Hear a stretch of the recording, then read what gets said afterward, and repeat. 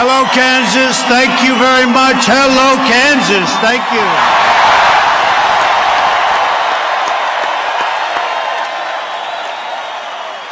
And I'm thrilled to be here with all of my friends on this truly historic night. This is a historic night.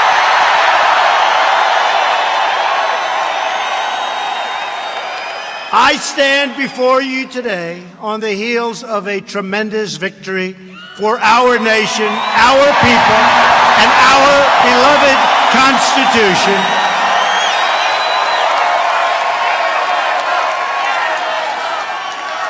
Just a few hours ago, the U.S. Senate confirmed Judge Brett Kavanaugh to the United States Supreme Court.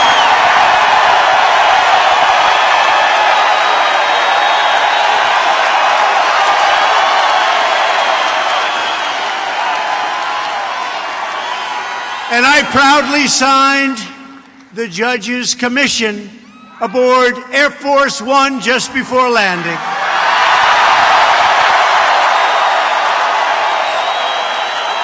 And this Monday night at 7 p.m. in the East Room of the White House, we will perform the swearing-in ceremony for soon-to-be Justice Kavanaugh, a great man.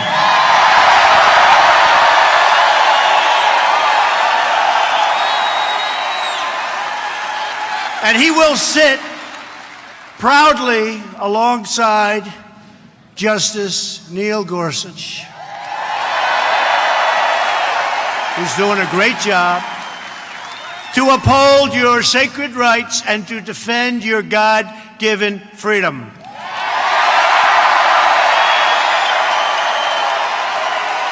And I want to thank our incredible Republican senators for refusing to back down in the face of the Democrats' shameless campaign of political and personal destruction. Since the moment Brett Kavanaugh was and you remember this, we made an announcement, and since right from the moment we announced, radical Democrats launched a disgraceful campaign to resist, obstruct, delay, demolish, and destroy. Right from the beginning, Brett Kavanaugh is a man of great character and intellect.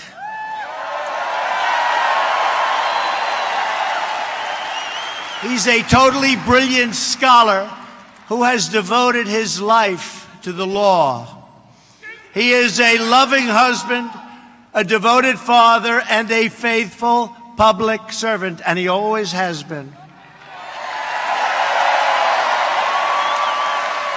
What he and his wonderful family endured at the hands of Democrats is unthinkable. It's unthinkable. In their quest for power, the radical Democrats have turned into an angry mob. You saw that today with the screaming and the shouting, not from the 200 people or less that were, you know what? Those people, they couldn't fit in the front row. Look what we have here tonight.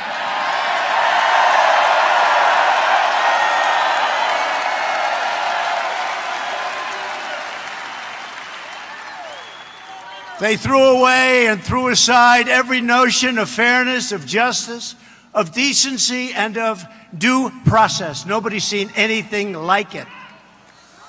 But each of you will have a chance in just 4 weeks to render your verdict on the Democrats' conduct at the ballot box. Gotta vote. Gotta vote. On November 6th, you will have the chance to stop the radical Democrats, and that's what they've become, by electing a Republican House and a Republican Senate. We will increase our majorities. We need more Republicans. We need more Republicans. Over the past few weeks, every American has now seen the profound stakes in the upcoming election. You now see it. We have been energized. We have been energized. If Democrats are willing to cause such destruction in the pursuit of power, just imagine the devastation they would cause if they ever obtained the power they so desperately want and crave.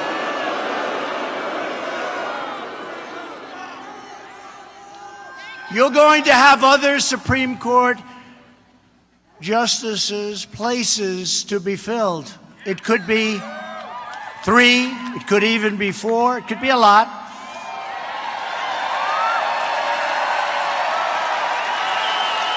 And if you allow the wrong people to get into office, things could change.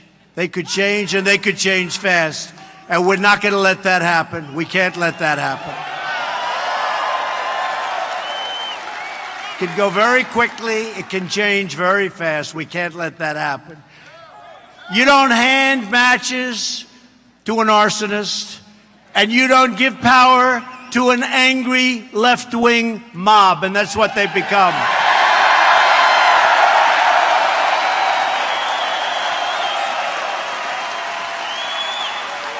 The Democrats have become too extreme and too dangerous to govern. Republicans believe in the rule of law, not the rule of the mob.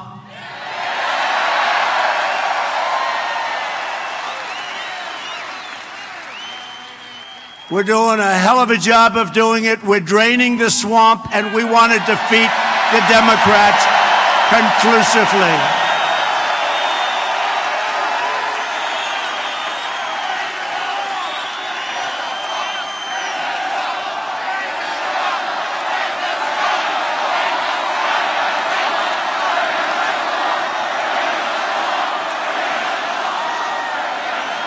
Under Republican leadership, America is booming. America is thriving. America is winning because we are finally putting America first. We are putting America first.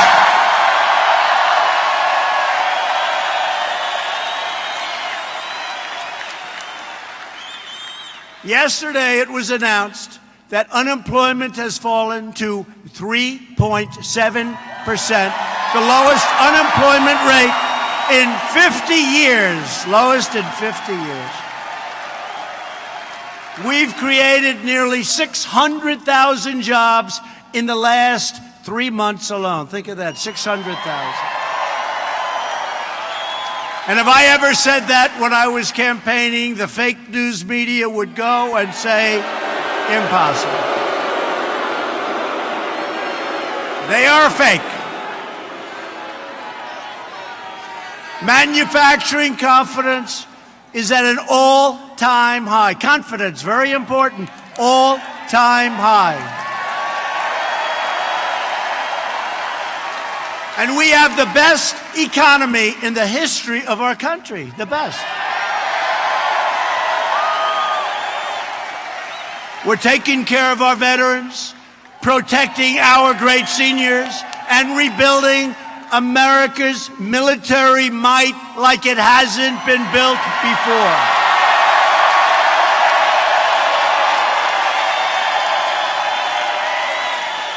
But if Democrats take control, they will try to plunge our country into gridlock, poverty, and chaos, and that's what's going to happen. It can change. The Democrats want to significantly raise your taxes. Essentially, they want to impose socialism, Venezuela. Dismantle law enforcement and eliminate our borders. They want to have nice, open borders. No way. The Democrats have become the party of crime. They have become the party of crime. Think of it. Republicans are the party of law and order and justice.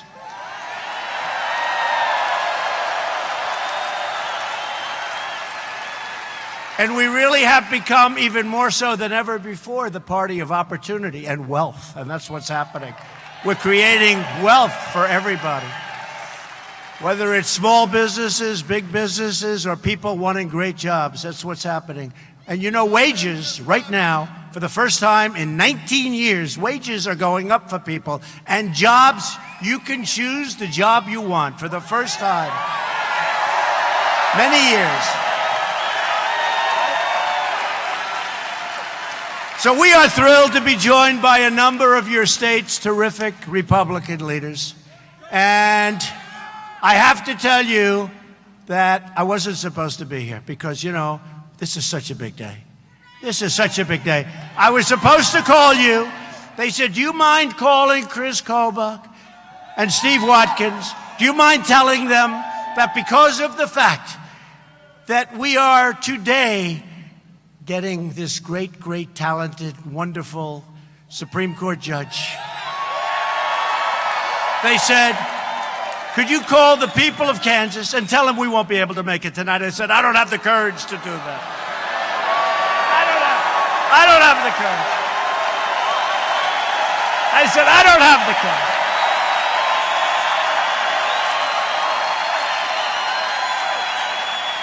They called me, they said, sir, we're signing the next United States Supreme Court justice. They always say, you've heard it, the biggest thing a president can do, they've always said, is Supreme Court justice, the biggest. And some have had none. We've had 2 in less than 2 years. I guess, you know, some have had none. Some presidents have had none. But it's the biggest thing you can do. So they said, sir, do you mind canceling Kansas tonight? We're going to have it. I said, no way I'm canceling Kansas. No way.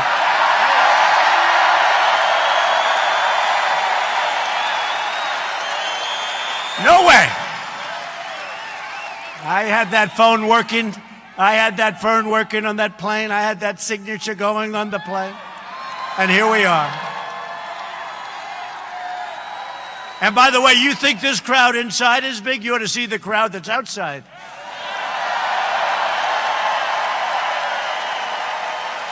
We just put up big movie screens, but I think this is better, right? This is better. I want to thank Congressman Roger Marshall.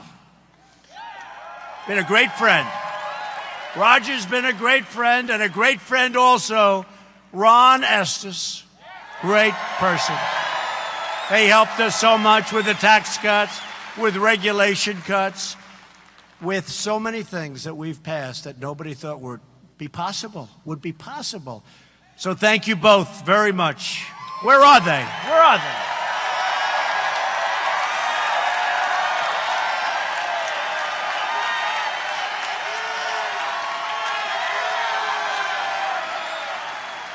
Thank you very much, fellas. Thank you. Fantastic. And also, I want to thank somebody who's done a fantastic job, GOP Chair Kelly Arnold. Kelly. Great job. You know why a great job? Because we won this state by a lot, right? And after what I just did for you with the new deal with Mexico and Canada, I think we should double it up. USMCA. I refuse to call it NAFTA because NAFTA was such a horrible deal.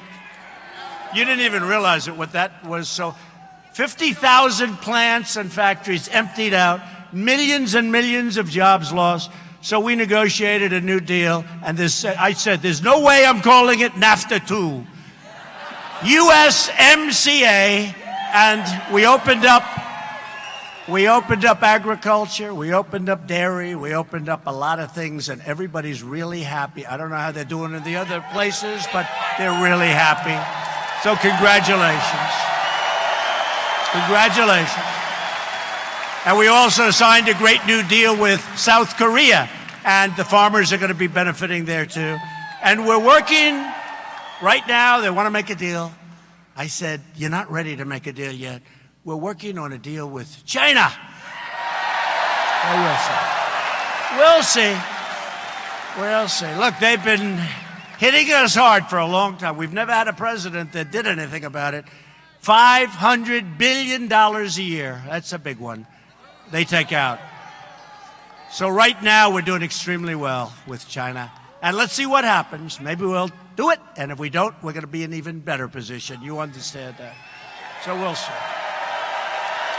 I also want to thank a man of incredible integrity and class, your governor, Jeff Colyer. Jeff, where's Jeff?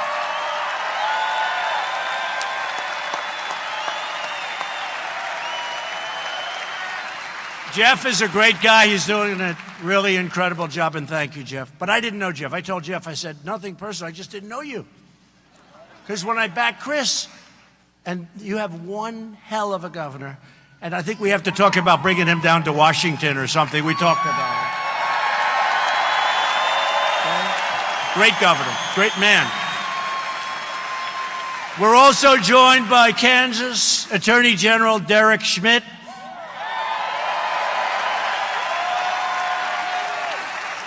Thank you. And President of the Kansas State Senate, Susan Wagle. Susan. Thank you, Susan. Thank you. I'm also proud that our campaign manager, Brad Parscale, you know Brad. Brad Parscale. Where's Brad? Guy's like 7 feet tall, so you can't miss. Thank you, Brad. Our chief, you know him, our Chief Operating Officer, Mike Glassner. Do you know Michael? He's fantastic. Right from the beginning. Thank you, Michael. They all come from Kansas.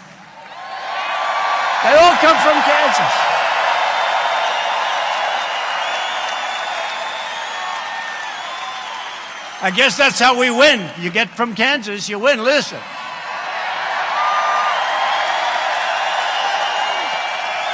Along with our amazing Secretary of State, Mike Pompeo.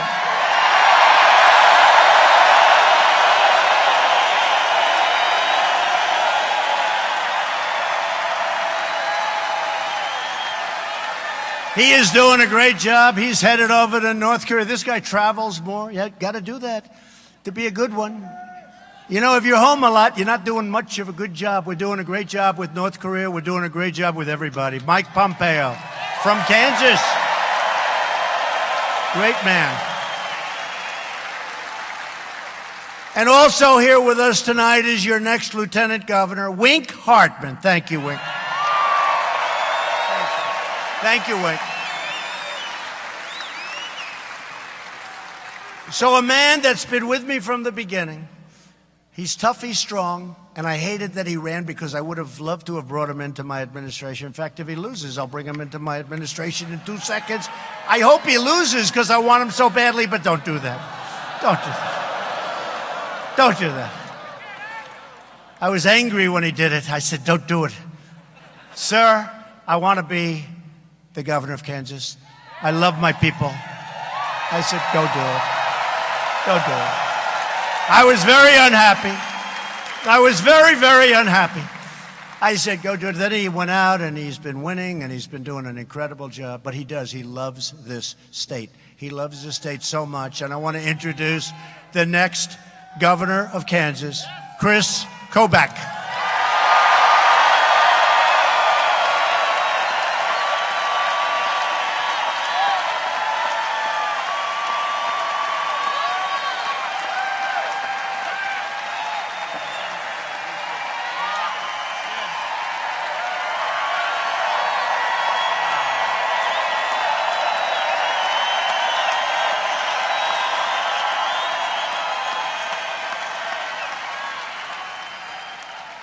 Well, let me just say on behalf of all of Kansas, President Trump, welcome to Trump country.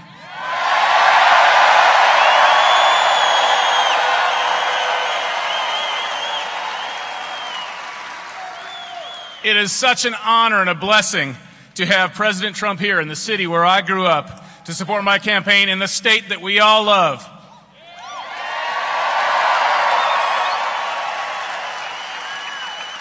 And I want to give President Trump credit for something really important. It's something he and I have worked together on. We've worked on a number of things, but the most important is stopping illegal immigration.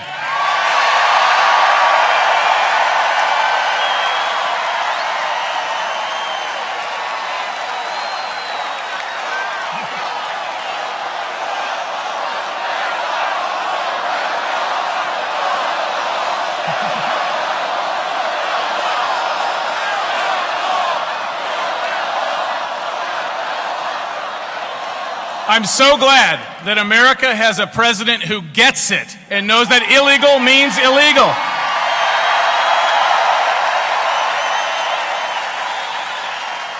I want to tell you a quick short story about illegal immigration. I began working on this issue when I was an advisor to John Ashcroft at the time of 9/11. I was there during 9/11, and we all remember how the world changed. But let me tell you something that you may not know. All 19 hijackers came into this country legally on temporary visas. 5 of them became illegal, mostly by overstaying their visas. 4 of those 5 were stopped by state and local law enforcement for speeding violations. They were illegally in the country at the time, but the cops didn't know it, and so they didn't make an arrest, even though they could have if they'd had that information at their fingertips. Now get this. 3 of those 4 illegal aliens that they could have arrested were pilots. So if they had made those arrests, they could have stopped 9/11 from happening. Those numbers have shaped my career. The gravity of that has never left me, and I will not, and I know President Trump will not, allow our immigration system to be used again as a weapon to harm the American people.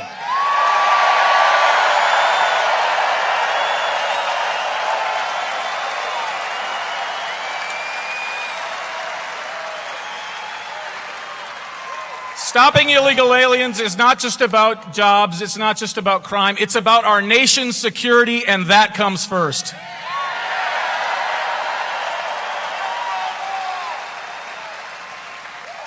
And illegal immigration is an issue in this campaign for governor. Did you know that my opponent, Laura Kelly, voted to continue allowing sanctuary cities in Kansas? She did. Look it up. It's in the roll call vote. When I am governor, God willing, sanctuary cities will end in this state.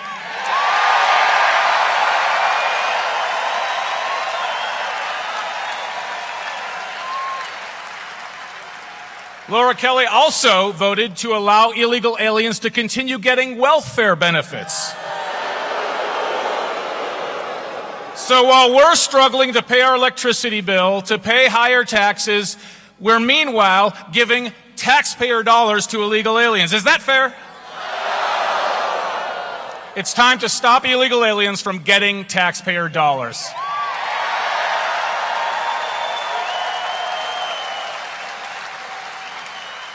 It's time to put Kansans first, not illegal aliens.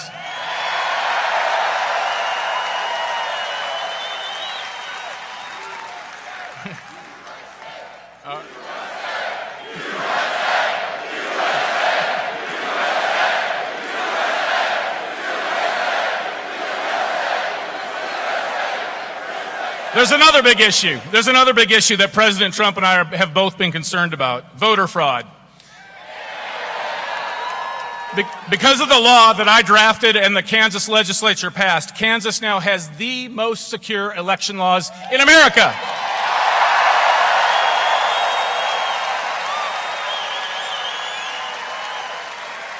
Photo ID creates trust in our elections.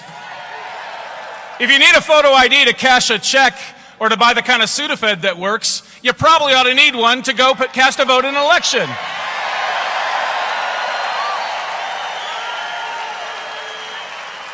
And proof of citizenship, too. Proof of citizenship.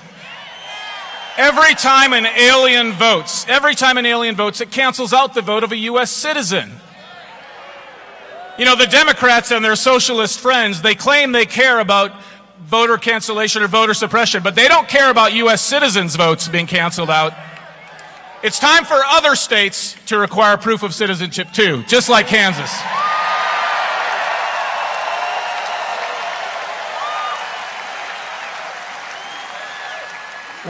One more topic: taxes. Thanks to President Trump, our federal tax burden is much lower.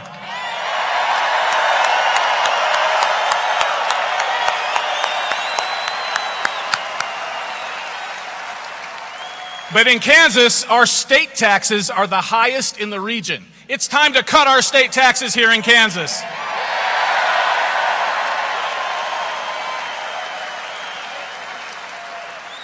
When I am governor, the first bill that I want to sign is one that passes along the Trump tax windfall to the people of Kansas, $137 million.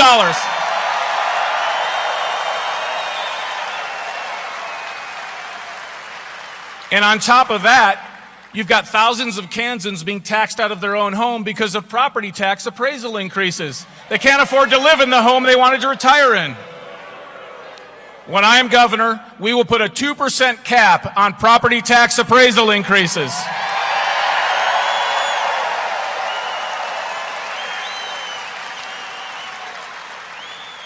To put it simply, I want to do for Kansas what President Trump has done for America.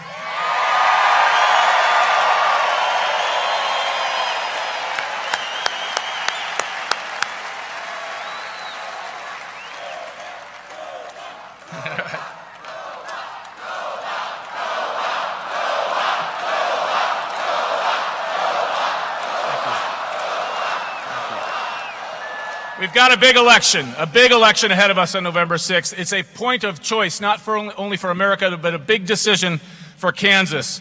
Tonight, President Trump is here calling on us to get out there and vote, calling on us to stand up. The time is now to stand up for the proven principles and constitutional rights that have made this country great and made this country strong.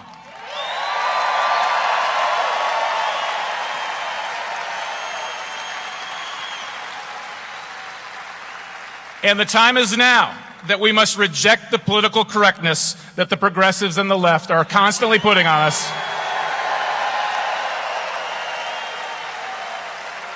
And stand up for the time-tested values of hard work, faith in God, and the United States Constitution.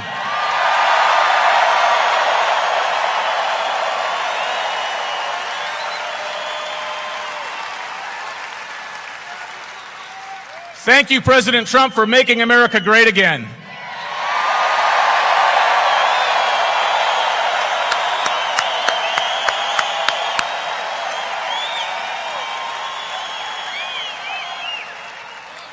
And now we're going to make Kansas great again.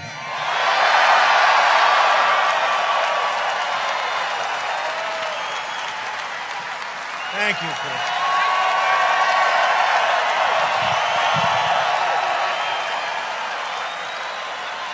What a job he did for me, I'll tell you. What a job he did. He's going to be a great governor. He will do the job for you. He is going to be a great, great governor. He is a tireless champion for border security. He'll fight for you every single day. He doesn't stop. He'll protect your family. He'll protect your children. Now, his far-left opponent is Laura Kelly, voted to raise your taxes, and she supports giving public benefits to the illegal aliens that pour in. And Laura Kelly earned an F. I never even heard of an F rating from the NRA, an F. I assume that means that she's not too big on the Second Amendment. Is that what that means? Everybody get out and vote for my friend Kris Kobach on Election Day, please.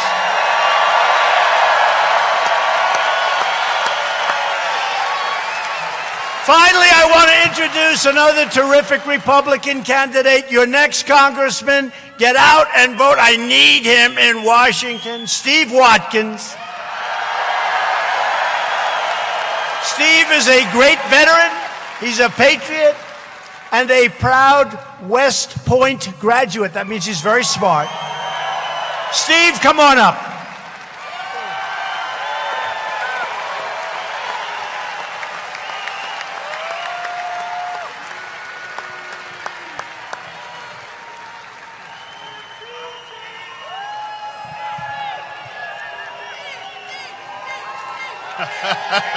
Hey. Kansans can do anything. I'm proof of that. I grew up a couple miles away, and here I am standing next to the leader of the free world.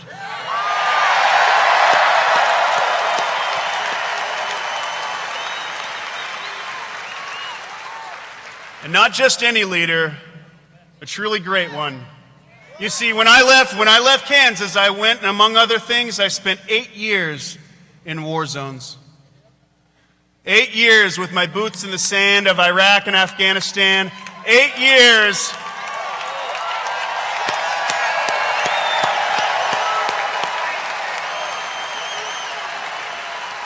And in all that time, I really just learned a couple things. I know for sure that I have seen the devil. But I have also seen fighters. Donald Trump is a fighter.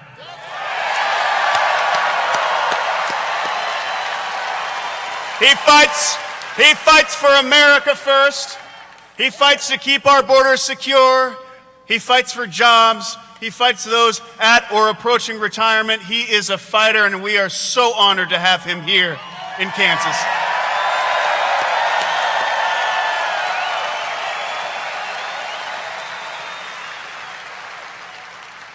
He moved the U.S. Embassy to Jerusalem.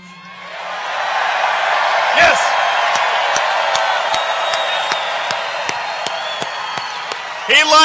He likes appointing pro-Constitution judges to the bench.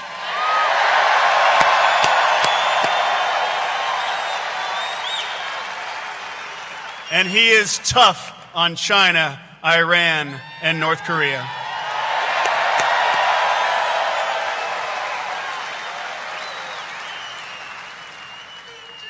Two other things, Gorsuch and Kavanaugh.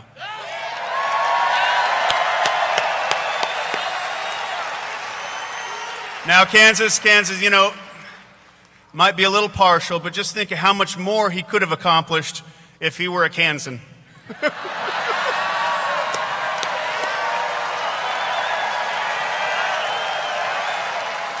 Thank you, Mr. President. Thank you for all that you do for Kansas and for America and for this world. We're so glad you're here. Thank you, sir.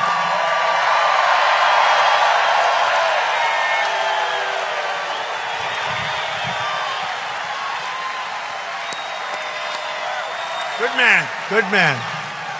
And a vote for Steve is a vote for me and our agenda to make America great again. You know that agenda. A lot of hats. A vote for Steve's opponent. His name is Paul Davis. He's not good. He's not good. You know that. Is a vote for a radical agenda of Nancy Pelosi, Chuck Schumer, and the legendary Maxine Waters. Here in Kansas, his opponent, Paul Davis, voted time after time to raise your taxes and fees. And he voted to give public benefits to illegal aliens. Not good. If you want to stop Nancy Pelosi from becoming Speaker of the House, Nancy Pelosi, whoa. You better get out and vote for Steve Watkins, please. A majority of House Democrats have already sponsored a socialist takeover of health care. The Democrats' plan would eviscerate Medicare and eliminate Medicare Advantage for 20 million seniors. We want to protect Medicare. We will, as Republicans, protect Medicare for our great seniors who have earned it and paid for it.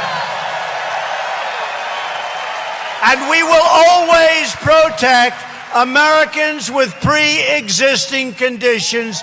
We will take care of our great Americans with pre-existing conditions. Today's Democrats have embraced radical socialism and open borders. If you don't have borders, you don't have a country, folks. You don't have a country.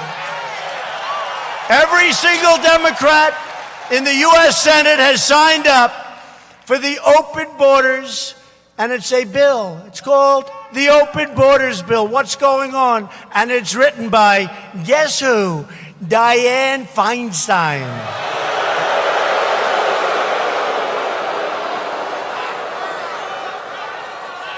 Remember the leaking, right? The leaking Dianne Feinstein. Did you leak? Did you leak, Dianne? Dianne, did you? No. No, I didn't. I don't think. Wait, did we leak?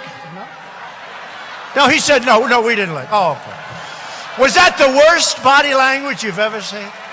Was that the worst? No, I didn't leak. I didn't leak. No, she didn't leak. That's what you're dealing with. If the Democrats' bill ever becomes law, a tidal wave of drugs and crime would pour into our nation like never, ever before. Democrats also support deadly sanctuary cities that release violent predators and bloodthirsty killers like MS-13 into our communities. Republicans believe our country should be a sanctuary for law-abiding Americans, not criminal aliens.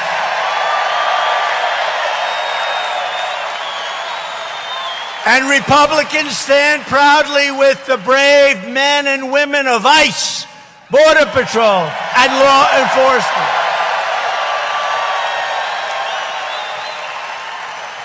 They want to defund ICE. Can you believe it? You know how tough ICE is?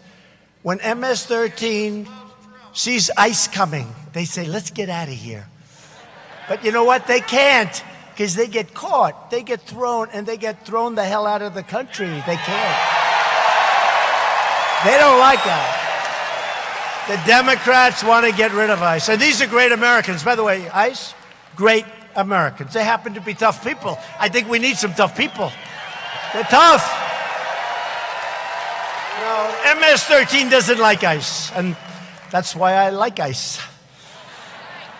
But they really are. They're great Americans. They love our country, and they're not treated properly. They're not treated properly. I've seen it in Long Island. They go into a community. I grew up in that vicinity. I know every community out there. And they go into these communities, and these are rough people, MS-13. How they even come in, and we stop them at the border, but there's so many here from before us. And our laws are so bad, and we're getting them changed. It's tough. That's why we need more Republicans. But they come in, and Long Island, we send ICE, and they get in there, and they get them out, and it's like we're liberating a town. In this day and age, it's like in a war where, a foreign invader finally is being taken out. They're liberating a country or liberating a city or a town. These people are liberating these towns.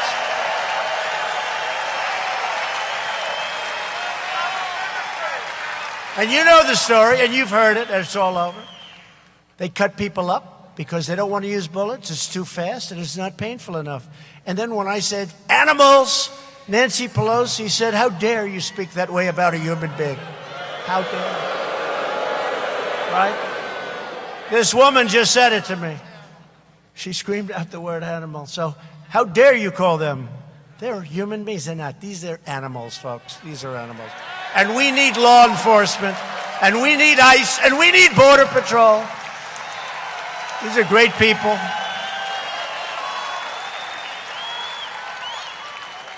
And if your community has a problem, don't worry about it. Just give us a call. We'll take care of it. Democrats are also fighting to give welfare and free health care to illegal aliens, paid for by you, the American taxpayer. Thank you very much. Republicans believe that the public benefits must be protected for the truly needy Americans. Americans that need help, not illegal aliens.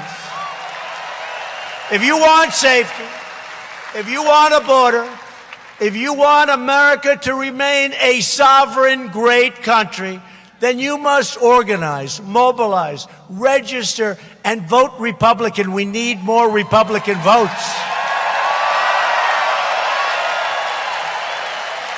This election is about safety, and it's also about prosperity.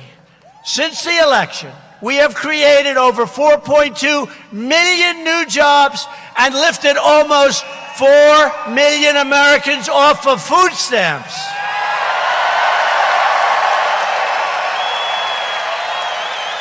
And we've added nearly 1.5 million manufacturing jobs. Think of that.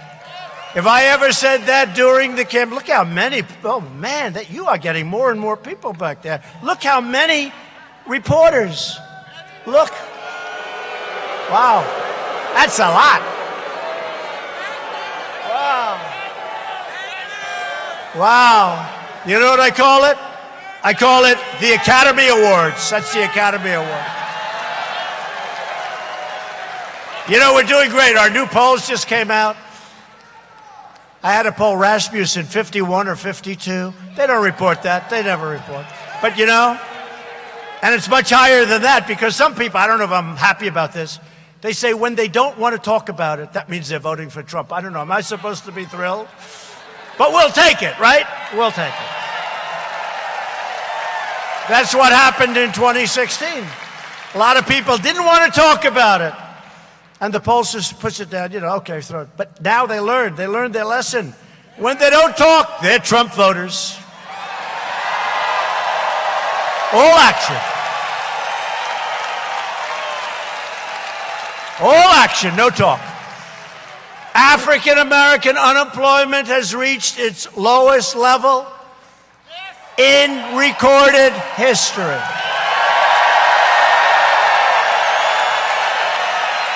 African American poverty has reached its lowest rate ever recorded. By the way, can you imagine during the debate, if I have those stats, the best unemployment number ever for African Americans? best in terms of poverty ever in history for Africa. How do you win? How do you beat us on that? It's only habit.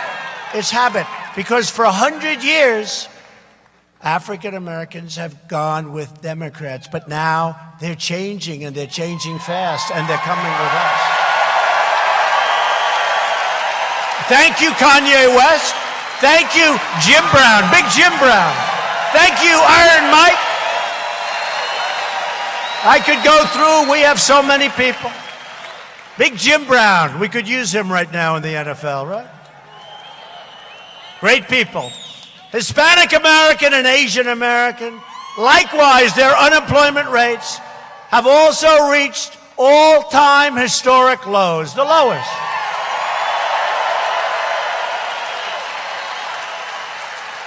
And women's unemployment just fell to 3.6%, the lowest rate in 65 years.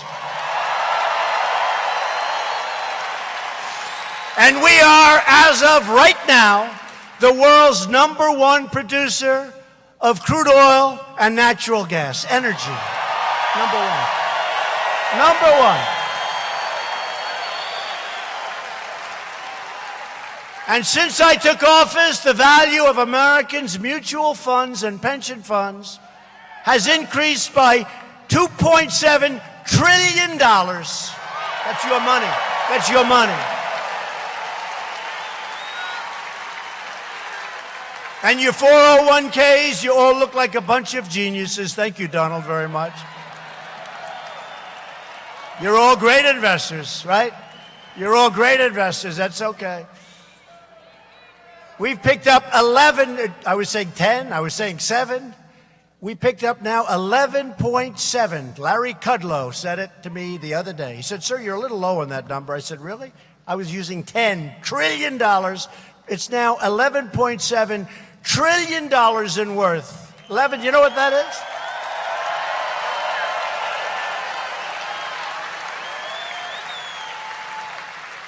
And China was catching us rapidly before I became president, and right now we are going so fast. We are the fastest developing country in the world. Can you believe that? Wow. Fastest in the world.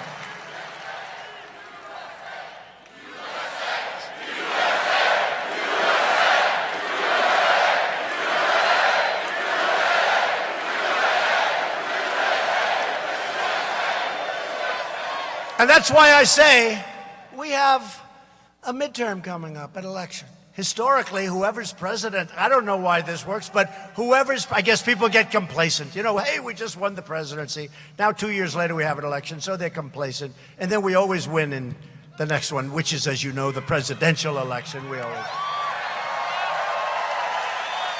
So far I'm dreaming of those candidates. I see those candidates before my eyes. Every night before I go to sleep. Sometimes while I'm sleeping, I love them so much. Cory Booker.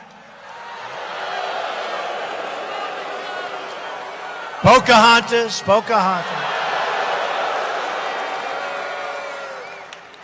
I've got more Indian blood in me than Pocahontas, and I have none. I mean, sadly. I have none, but I have more than she does. They said to her, why do you say you're of Indian heritage? Well, my mother told me I have high cheekbones. That's the answer. Do you have any documentation? No, we don't. Oh, I see. You have high cheekbones. Well, I have high cheekbones, too. Hey, maybe I'm an Indian, and I'm going to do very well. But think of it. This is her reason. The whole thing's been a fraud, but that's okay. You know what? I want to be careful. I'm taking out so many of these people. I'm hitting them so hard that they're disappearing. And I don't want to do that. Because I may get somebody that's actually good to run against me, and that would not be good. I'll take out all the easy ones, and maybe I'll get stuck with somebody that's actually good, but I don't see any on that side.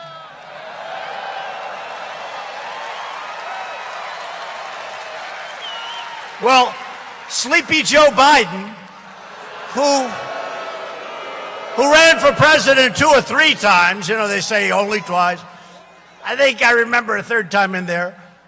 But he had 1% with an arrow pointing left. That means 1% or less.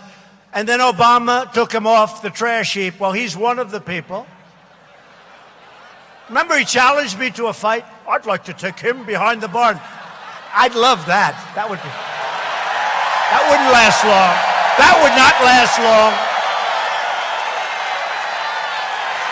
That wouldn't last long. Go like this. He's down, and he'll never get up. He'll never get up. He will never get up. No, I got to leave their candidates alone. Somebody actually said you're hitting these candidates really hard. Here's a non-candidate, you know. Da Nang Dick. He's a Da Nang Dick. That's Blumenthal. He talked about when I was in Da Nang province in Vietnam. And I was fighting up the hill, and men are going left and right of me. They're dying. They're being struck by bullets. But I went back to their rescue. I went back and I got them. And then I made a second attempt. And bullets are going left and right and over my shoulders, and they're hitting my men. And I used to think, wow, this guy's a pretty brave guy. And then I found out he's a fraud. He never was in Vietnam.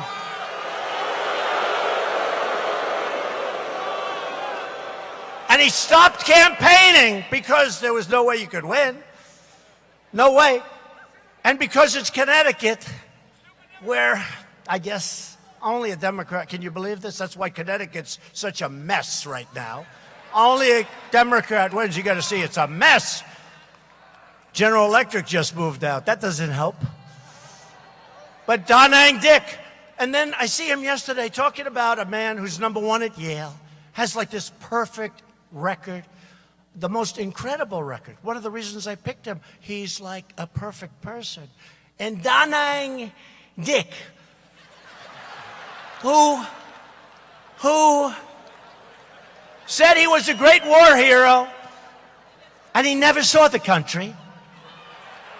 This wasn't like saying, hey, I was in the Army.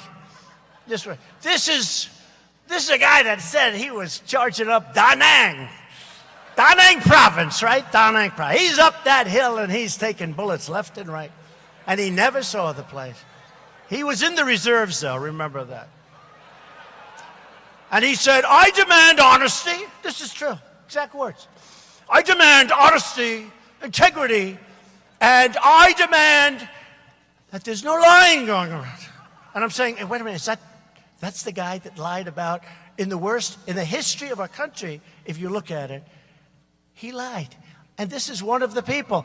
How bad? And then you have the Feinstein, and you have all the others, and you look at what's going. You don't want those people in office, folks. You've got to have great Republicans. And compare that with what you've seen with John Cornyn, who asked that great question to Dianne and got her a little off base, like, you know, John Cornyn of Texas, and Lindsey Graham, who did such a great job. Right? Did a great job. How good was Lindsey? How good was Lindsey? And you know what? He was speaking from the heart. He was speaking. And by the way, took a week, but that extra week was a great thing because it showed no corroboration, no nothing. No, by the way, no nothing. How good was Senator Susan Collins yesterday? Really? Really great.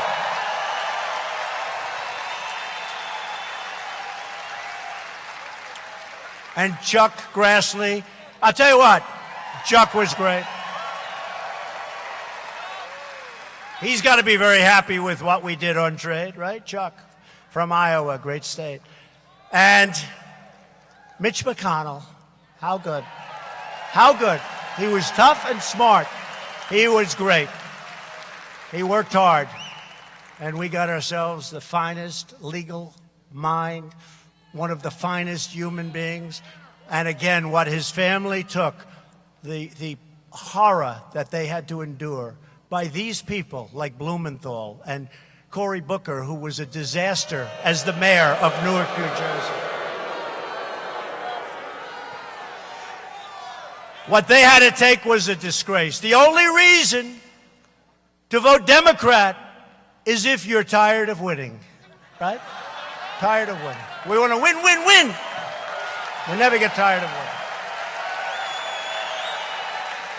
After years of rebuilding other nations, we are finally rebuilding our nation. You see what's happening. And I just left the United Nations last week, and I can tell you, and everybody else can tell you, and even the fake news can tell you, America is respected again.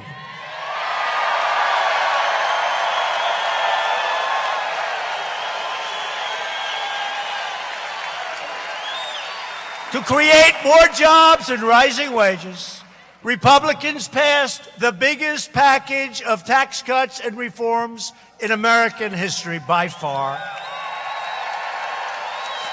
We also passed Veterans' Choice, 44 years, giving our veterans the right to see a private doctor, and we pay for it. So they don't have to wait online for 25 days, 38 days, 14 days, 6 days. They go out and they see a private doctor. They get themselves a good doctor. We pay the bill. It's frankly so simple, but it took 44 years to get it done. We got it done. I'm good at getting things. I'm good at getting things. And we also passed, this is 45 years, the VA accountability law to ensure anyone who mistreats our veterans will be held accountable. You are fired. Get out. Right? Get out.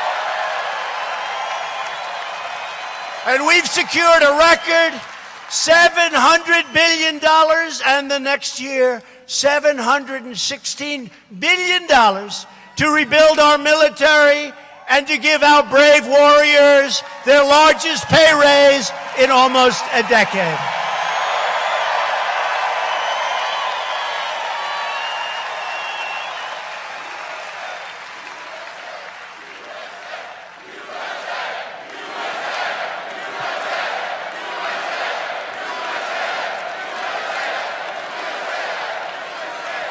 And in my direction, the Pentagon is now working to create the sixth branch of the American Armed Forces, the Space Force.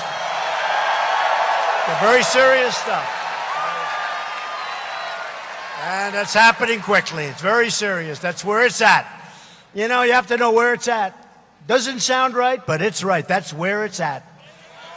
Both defense and offense, that's where it's at. I withdrew the United States from the horrible, one-sided Iran nuclear deal.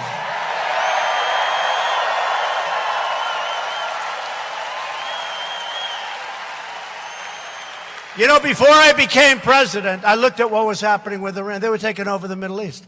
They were taking Syria. They were taking Yemen. They were going into Iraq. They were taking everything.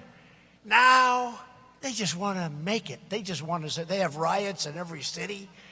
Since I took over that operation, that horrible, horrible deal, that was, think of it, the previous administration gave Iran $150 billion.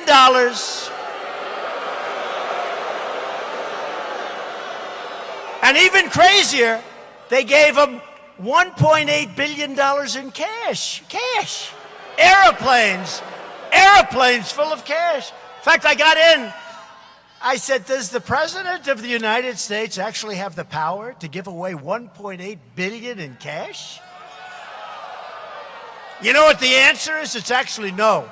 They don't. What they did there is a disgrace. They gave them 1.8 in order to have a terrible deal. Well, that was a hostage. They paid $1.8 billion. They paid $1.8 billion for hostages. Can you imagine? And we got our hostages back from North Korea. Right? Nothing. Zero. And we have a good relationship.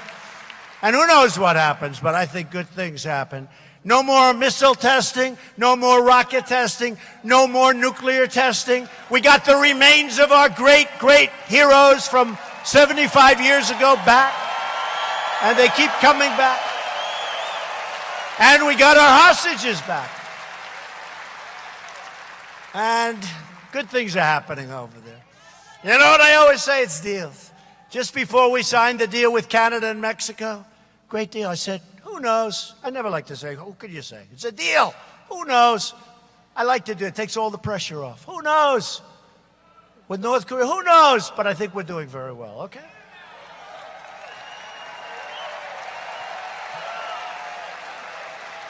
The fake news says, why aren't you going faster? I said, listen, I just got back 3 months ago, right? I was there with Kim Jong-un. I was there 3 months ago. Chairman Kim, they say, why aren't you going faster? I said, what have people done for 75 years? 75. This is 3 months. And one of the anchors said, why has the president given away so much? And I said, what have I given? I haven't given anything.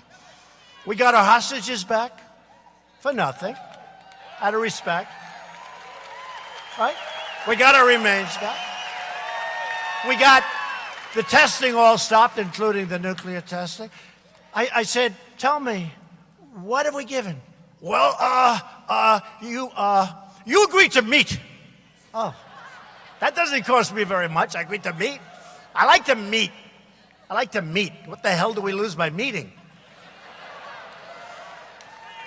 I asked the previous administration. Now, that's what I gave away. I agreed to meet. Can you believe it? These people are sick. I agreed to meet. Can you imagine how well we'd do if we actually had fair press? Can you imagine that? No, could you imagine? Instead of fake news. I agreed to meet. I'm sorry I agreed to meet. And then they said, right? You know, the rhetoric was extremely tough that first couple of months. And President Obama said, at my meeting with him, he said, the biggest problem we have by far is North Korea. They would have gone to war. Millions and millions of people would have been killed. Millions of people.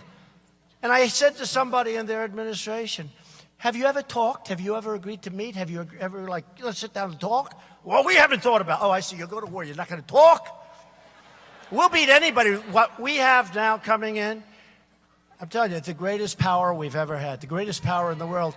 Do you know why I have that? Because I don't want to use it. And when you have it, nobody's going to mess with us, okay? Nobody. I don't want to use it. Greatest power in the world. 716 billion. Greatest power in the world. But we're doing great. And we have recognized the capital of Israel and opened the American embassy in Jerusalem. That's the other story I tell. That's the other story we tell. That's a big one. That's a big, big story. You know why? Because other presidents all said they're going to do it. Many, many presidents. We're going to do it. We're going to do it. Then the pressure goes on them and they don't do it. And I see why. I don't blame them. Every leader called me up. Don't do it. Please don't do it. Don't do it. You know the story. I've refused to take their phone calls. I said, tell them I'll call them back on Thursday. Next week. And I'm signing like on Wednesday. Tell them I'm calling them back on Thursday. I look forward to speaking to them. Then I sign the deal, announce the deal. Then I call them back. Yeah, hi, how you doing? What's up? Well, we wanted to talk to you about Israel, but it's a little late. And the embassy, which was going to cost over $1 billion, we built it for about $400,000, right? You know that, right? And the billion would have taken probably 20 years before you ever got to build it. And we took a piece of land that we owned, already owned, and it had a building on it. Okay building. We fixed the building up a little bit. We took the big space in the corner. We used even Jerusalem stone, which is a very expensive era builder. Jerusalem stone is beautiful. How nice is that? And you know, Jerusalem stone in Jerusalem sounds about right. And we got it for the right price. And we built it for less than $500,000. Think of it. And we opened it. It's open now. We have our embassy. So we saved $1 billion in 20 years. And we have our embassy. We could do that with hundreds of things. For years you watched as your leaders apologized for America. And now you have a president who is standing up for America.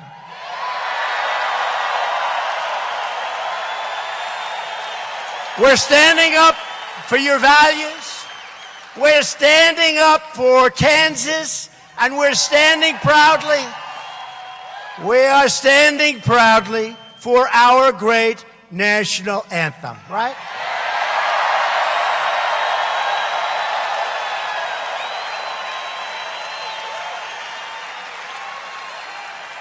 And I just helped Canada and the NFL make a deal that they've been trying to make for years. Can you believe it? Canada was taking advantage of the NFL. The NFL couldn't get it done. It took me about 2 seconds because it's peanuts. It's a lot of money, but it's not compared to corn and crops and dairy and milk and cars and steel and everything else. It's peanuts. I say, you got to take care of it. It's not right because I want to help American companies. It took me like 2 minutes, and we got it done.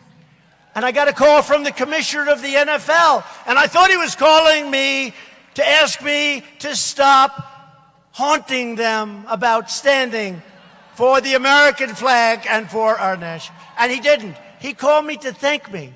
He said, the previous administration could not get it done, and you got it done. We didn't even know you were trying to do it. Isn't that right? You got it done. So now they'll have a lot more money to give to their players, and their players will still hate me, but that's okay. Stand for our anthem, just as long as they stand. Just as long as they stand for our flag and our anthem, I don't care how they feel about me. But to continue our incredible momentum, you have to get your friends, your family, your neighbors, your co-workers, and get out and vote Republican. We need more people in D.C. We don't have enough. Vote to send Kris Kobach to the governor's mansion and vote to send Steve Watkins to Congress. We'll always vote for Trump. A vote for Republicans is a vote for lower taxes, less regulation, and more products made right here in the USA. Finally. We want it made here. It's a vote to respect our borders, respect our Constitution, and respect the heroes of law enforcement. And that's what they are. They're our heroes.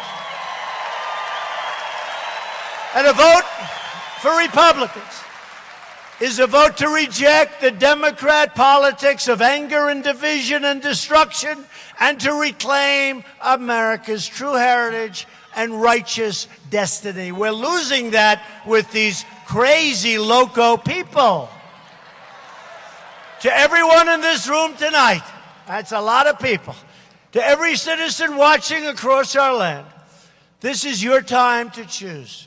It's a time to choose whether we turn backward to the failure and frustration of the past, or whether we continue forward into a future of American greatness.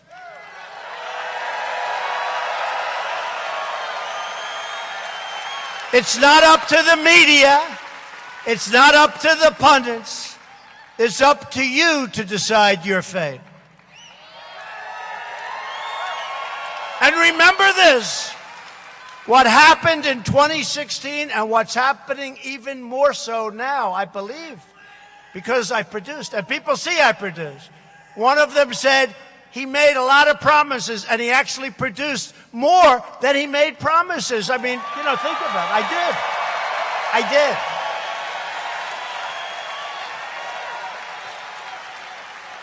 did. You have the power with your vote to defend your family, your community, your country, and everything we hold sacred and righteous and true. Loyal citizens like you help build this country, and together we are taking back our country, returning power to everyday great American patriots.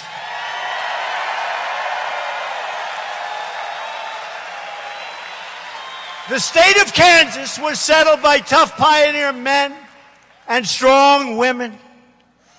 who defied danger and braved the wilderness to build a beautiful life on the plains. Beautiful, beautiful, beautiful. Strong women, strong women. Strong. I'm sorry, fellas. Stronger than the men. I'm sorry, fellas. Strong. They didn't have a lot of money. They didn't have a lot of luxury. But they all had one thing in common. They loved their families. They loved their country. And they loved their God.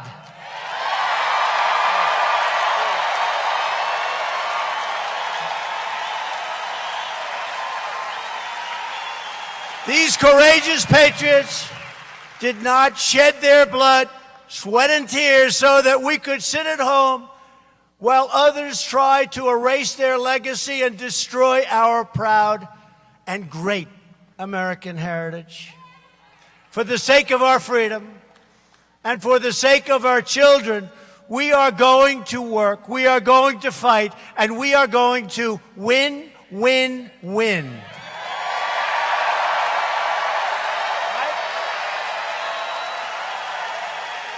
We will not bend. We will not break. We will never give in. We will never give up. We will never back down. We will never surrender. And we will always fight on to victory.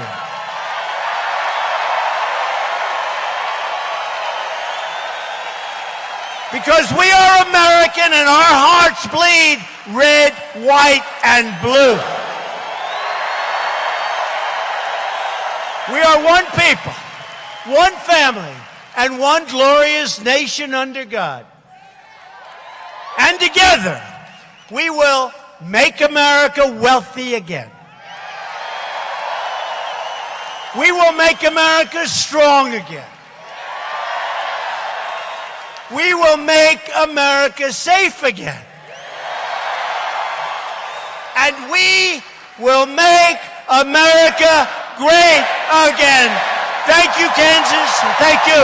Thank you.